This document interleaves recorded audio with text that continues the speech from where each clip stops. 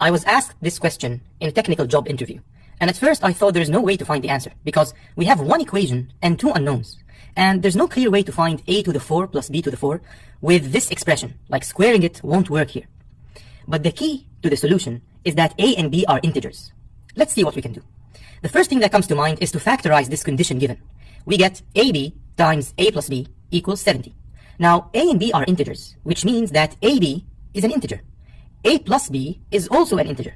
So let's look at possible combinations that multiply to give 70, in other words, factors of 70, and see what makes sense. For example, we can express 70 as 35 times 2. Can you think of two numbers that multiply to 35 and add up to 2? No, I can't think of two integers. So let's try something else. How about 14 times 5? Well, 14 is 7 times 2, but 7 plus 2 is 9. So again, this doesn't work. You can keep trying until you find out that 10 times 7 is the right combination, because we can have a equals 5 and b equals 2. Their sum is 7 and their product is 10.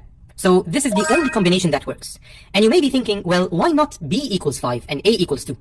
In truth, it doesn't matter, because we want to find a to the 4 plus b to the 4, and this is symmetric, meaning if we evaluate it for a equals 5 and b equals 2, we get exactly the same answer if we let b equals 5 and a equals 2. So it's symmetric. In either case, we'll get 641. And that's the final answer.